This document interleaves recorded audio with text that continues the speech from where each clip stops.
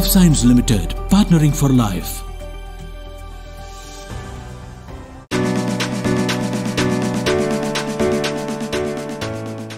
नमस्कार, मी डॉक्टर चंद्रकांत उपाध्याय, हृदयरोगतज्ञ म्हणून पिंपरी चिंचवड पुण्यामध्ये प्रॅक्टिस करतोय. माझं क्लिनिकचं नाव वेलनेस एज क्लिनिक आहे. आजचा जो विषय आहे तो आहे कमी वयामध्ये लोकांना हृदयाचा झटका येतोय. त्याचं कारण काय?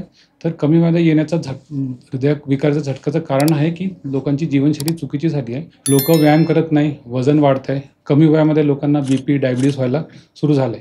लेट नाईट जागरण, लेट नाईट जेवण हे पण त्याच्यामध्ये एक कारणीभूत आहे.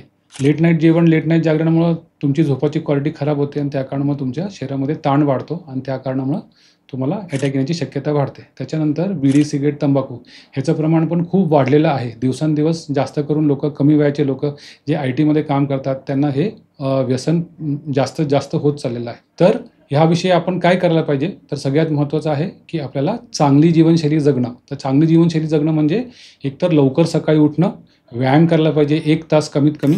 त्याच्याबरोबर कमीत कमी रोज प्रकृतीमध्ये जायला पाहिजे. सूर्यप्रकाश घेणं, ग्राउंडिंग करणं हे पण तेवढंच महत्त्वाचं आहे.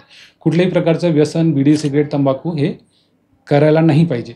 जेवणामधला जो भाग आहे तुमचा तो कमीत कमी 50% भाग हा फायबर रिच पाहिजे. त्याच्यामध्ये 50% मध्ये 25% हिरव्या पालेभाज्या, मूग, कडधान्य आणि 25% कमीत कमी फ्रूट, सॅलड्स हे तुम्हाला खायला पाहिजे. आणि व्यायामाबरोबर कमीत कमी योगा करायला पाहिजे, ज्याच्याने तुमचं मानसिक स्वास्थ्य चांगला राहतो. धन्यवाद.